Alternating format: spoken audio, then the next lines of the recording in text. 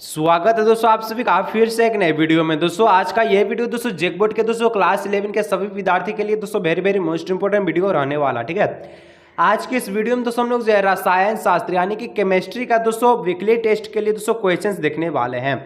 तो दोस्तों वीडियो को दोस्तों अंत तक देखिएगा और दोस्तों मैं आपको फुल सॉल्यूशन के साथ दोस्तों इसका वीडियो बनाने वाला हूं, इसलिए दोस्तों वीडियो को अंत तक देखिएगा और जितना भी दोस्तों उनको जरूर शेयर कीजिएगा और अभी तक दोस्तों वीडियो को लाइक नहीं की वीडियो को एक लाइक, चैनल को सब्सक्राइब कर लीजिएगा। ठीक है, तो चलिए दोस्तों हम लोग जो केमिस्ट्री का ठीक है वीकली टेस्ट के लिए दोस्तों पहला प्रश्न देखते हैं आपका क्या रहने वाला। बहुत ही मोस्ट इंपोर्टेंट प्रश्न दोस्तों, वीडियो को अंत तक जरूर देखिएगा। ठीक है, तो चलिए हम लोग जो वीडियो को दोस्तों स्टार्ट करते हैं। वीडियो को लाइक, चैनल को सब्सक्राइब कर लीजिएगा।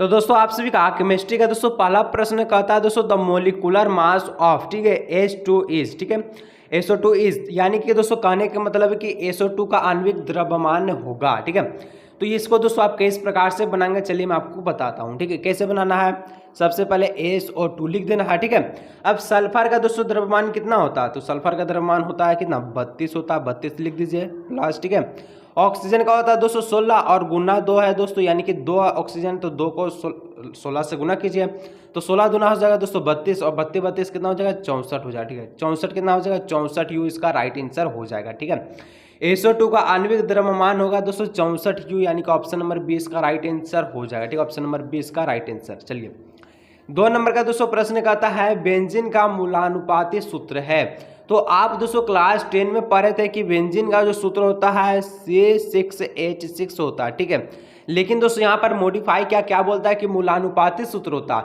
तो अब मूलानुपाती सूत्र बेंजीन का हो जाएगा दोस्तों सिर्फ और सिर्फ CH हो जाएगा। ठीक है, CH यानी ऑप्शन नंबर C इसका राइट आंसर होगा। ठीक है, कोई भी दिक्कत है दोस्तों नीचे कमेंट सेक्शन में कमेंट कीजिएगा। ठीक है, और वीडियो को लाइक नहीं किया दोस्तों एक बार कर लीजिएगा। इसी प्रकार से दोस्तों 3 नंबर का दोस्तों प्रश्न कहता है NTP पर एक मोल गैस का आयतन होगा। NTP पर ठीक है NTP पर एक मोल गैस का आयतन कितना होगा आपसे पूछा है। तो इसका जो आयतन होगा दोस्तों ये 22.4 लीटर होगा। ठीक है, 22.4 लीटर। ठीक है, the volume of 1 mole of A gas at NTP is 22.4 litre. ठीक है, ऑप्शन नंबर 20 का राइट आंसर हो जाएगा। ठीक है, ऑप्शन नंबर 20। चलिए इसी प्रकार से दोस्तों 4 नंबर का दोस्तों प्रश्न कहता है 1 लीटर बिलियन में उपस्थित विलय के मोलों की संख्या को कहते हैं।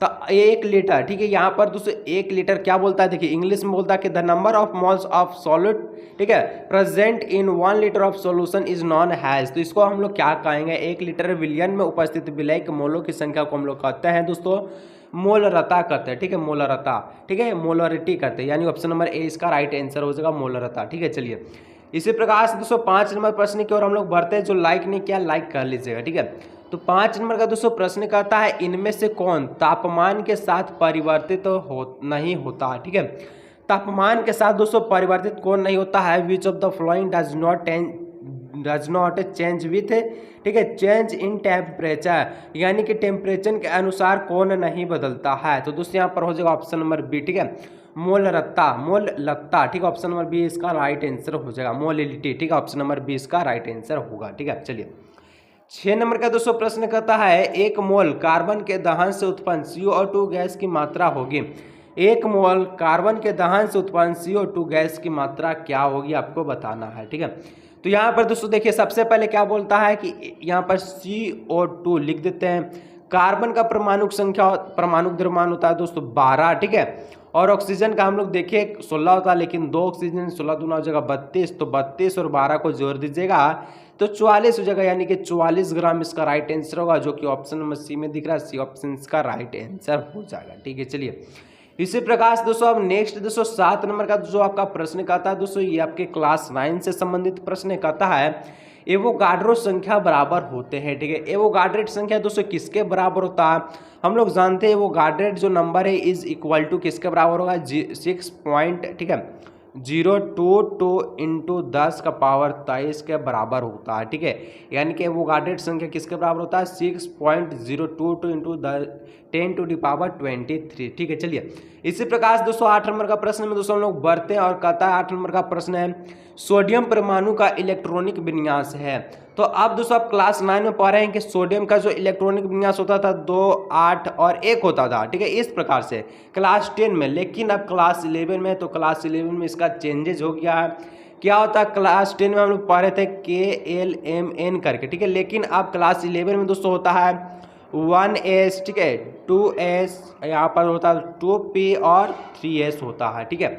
अब दोस्तों 1S 2S 2P 3S हुआ। अब इसमें कहता है, क्या कहता है कि जो इलेक्ट्रॉन होगा ये एस के लिए दोस्तों 2 होता है और पी के लिए दोस्तों आपका 6 होता है, ठीक है। तब यहाँ पर 1s है तो इसमें हम कितना रखेंगे, 2 इलेक्ट्रॉन रखेंगे। 2s में भी 2 इलेक्ट्रॉन रखेंगे और 2p है तो p के लिए दोस्तों हम लोग 6 इलेक्ट्रॉन रखेंगे, तो 6 यहाँ पर हो गया और कितना हो गया, 2 2 4 6 10 हो गया, बाकी बच गया एगो ये। हाँ, तो यहाँ पर हो गया दोस्तों, यहाँ पर देखिए जैसे यहाँ पर आपका लिखा हुआ दिख रहा है यही ऑप्शन में आपको मिला हुआ रहना चाहिए, ठीक है। 1s2, ठीक है, 2s2 2p6 3s1 यहाँ पर लिखा हुआ रहना चाहिए, जो कि ऑप्शन नंबर दोस्तों पहला दिख रहा है, यानी कि आपका ऑप्शन नंबर ए इसका राइट आंसर होगा। कोई भी दिक्कत हो रहा है, ठीक है, कोई भी प्रश्न में समझने में दिक्कत होता है, सीधे दोस्तों नीचे कमेंट सेक्शन आप सभी के लिए ओपन है, कमेंट करते रहिएगा, ठीक है, जो भी दिक्कत होता है, ठीक है। चलिए नेक्स्ट दोस्तों 9 नंबर का प्रश्न है, यानी कि 9 नंबर का प्रश्न कहता है, ठीक है, कि the orbital with quantum number of n बराबर 3 एंड l बराबर 2 विल बी, यानी कि क्वांटम संख्या n बराबर 3 दिया गया, l बराबर 2 दिया वाली उपकक्षय होगी। तो अब इसको आप किस प्रकार से बनाएंगे, तो चलिए इसको भी हम लोग बहुत ही सिंपल तरीका से बनाएंगे, ठीक है। कैसे बनाएंगे, तो यहाँ पर दोस्तों बनाने का जो तरीका है क्या है, सबसे पहले जो है क्या है, n आपका जो है 3 दिया है ना, जी हाँ सर। इसको हम लोग लिख सकते हैं दोस्तों 0 1 और 2 लिख सकते हैं, ठीक है, 0 1 2 इस प्रकार से आप यहाँ पर लिख सकते हैं, ठीक है। अब काहे से हम लोग लिखे हैं, क्योंकि दोस्तों हम लोग जानते हैं एस पी डी और एफ होता है, लेकिन यहाँ पर एस पी डी आपका तीनों भर गया, एफ नहीं है तो एफ हम लोग नहीं लिखेंगे, यानी कि एफ को हम लोग हटा देंगे। अब इतना लिखने के बाद हम लोग जानते हैं, क्या जानते हैं कि जो आपका जो n बराबर 3 था L2 है, टू किस में दिख रहा है, डी में दिख रहा है, तो यहाँ पर हम लोग क्या लिख सकते हैं, L बराबर 2, ठीक है, यहाँ पर डी लिख दिया। अब दोस्तों यहाँ पर पूछा है, क्या पूछता है कि उपकक्ष n बराबर कितना है, 3 है, तो अब पूछा है इसका क्वांटम क्या है, तो यहाँ पर दोस्तों आपका उपकक्ष कितना है, n बराबर 3 है, तो अब इसका जो आंसर क्या हो जाएगा, n बराबर 3 है और आपका क्या दिख रहा है, l में क्या डी है, तो डी लिख दिया 3D, इसका राइट आंसर होगा ऑप्शन नंबर सी, इसका राइट आंसर हो जाएगा, ठीक है। कोई भी प्रश्न में दिक्कत हो रहा समझने में नीचे कमेंट सेक्शन में कमेंट कीजिएगा। 10 नंबर का प्रश्न दोस्तों कहता है हीलियम 2s1, ठीक है, विन्यास का परमाणु होगा, परमाणु, ठीक है। अब दोस्तों यहाँ पर हीलियम दिया गया है, ठीक है, हीलियम और दोस्तों 2s1 है, ठीक है। अब दोस्तों इसका जो परमाणु पूछा है क्या होगा, तो हीलियम का परमाणु संख्या कितना होता है, 2 होता है, ठीक है, 2 होता है और 2s पे कितना है, 1 है, तो 1 यहाँ पर प्लस यहाँ पर लिख दीजिए, 2 1 हो गया 3।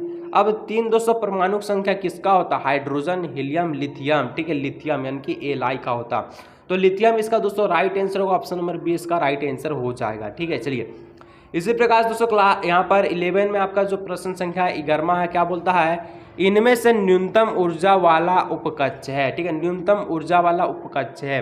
देखिए दोस्तों समझना बहुत ही जरूरी है, अगर समझ ले तो बहुत ही फायदामंद होता है आपके लिए, ठीक है। तो चलिए इसको भी हम लोग जो आपको बना के दिखाते हैं कैसे बनेगा, न्यूनतम ऊर्जा वाला उपकक्ष कौन होगा, चलिए हम आपको बताते हैं, ठीक है।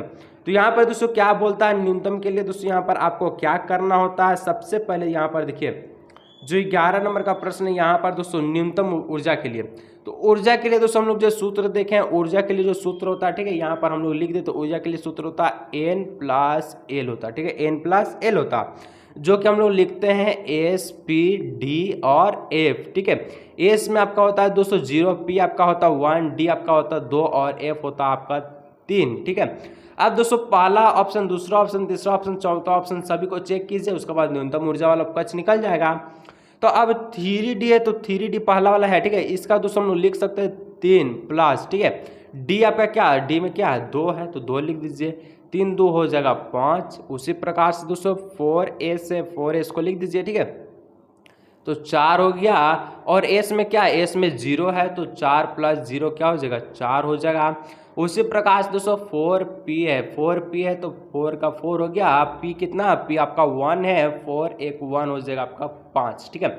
उसी प्रकार से 5s लिखिएगा, तो 5s में दोस्तों आपका क्या होगा, s इस प्रकार से लिख देते हैं, 5s में दोस्तों आपका हो जाएगा 5 का 5 हो जाएगा और s आपका हो 0 है, तब 5 और 0 हो जाएगा आपका 5। अब देखना यह है कि यहाँ पर आया 5, यहाँ पर आया 4, यहाँ पर आया 5, यहाँ पर आया 4, तो कौन सा संख्या सबसे कम है? 5 की 4 सर 4, तो 4 वाला कौन दिख रहा है? 4s वाला दिख रहा है, यानी ऑप्शन नंबर इसका 20 का राइट आंसर होगा, 4s इसका राइट आंसर होगा। ठीक है, चलिए इसी प्रकार 212 नंबर का दोस्तों प्रश्न कहता है कि Mg मैग्नीशियम परमाणु की संख्या 12 है, द्रव्यमान संख्या 24, तो प्रोटॉन की संख्या कितनी होगा? जब यहाँ पर परमाणु की संख्या 12 उतना ही तो प्रोटॉन की संख्या होता है, यानी कि ऑप्शन नंबर डी भी हो जाएगा 12 आंसर का 12 राइट आंसर होगा। ठीक है, चलिए इसी प्रकार 213 नंबर का दोस्तों प्रश्न का, तो यहाँ पर देखिए आप झमेल गए होंगे। ठीक है, ये देखिए मैग्नीशियम का परमाणु संख्या 12 है, अब प्रोटॉन की संख्या बोलता है तो जितना परमाणु संख्या उतना ही तो प्रोटॉन की संख्या है, यानी कि 12 तो होगा ना। हाँ चलिए अब 13 नंबर, हाइड्रोजन परमाणु के प्रथम बोर, ठीक है, कक्षक की त्रिज्या है, तो इसका जो दोस्तों इसको आपको याद करना होगा, इसका जो आंसर होगा 0.529, ठीक है 0.529 एमेस्ट्रम हो जाएगा इसका राइट आंसर। ठीक है, यानी कहाँ दिख रहा है? ऑप्शन नंबर 20 का राइट आंसर हो जाएगा। ठीक है, चलिए इसी प्रकार से दोस्तों नेक्स्ट जो प्रश्न है 14 नंबर का प्रश्न, और जो लाइक नहीं किया दोस्तों तो एक बार वीडियो को लाइक कर लीजिएगा। ठीक है, तो चलिए 14 नंबर का प्रश्न दोस्तों कहता है 3mJm, यहाँ पर देखिए एम बोलता है, एम मतलब दोस्तों मेगा। ठीक है, 3 मेगा हर्ट्ज आवृत्ति वाले रेडियो तरंग की तरंगदैर्घ्य होगा। ठीक है,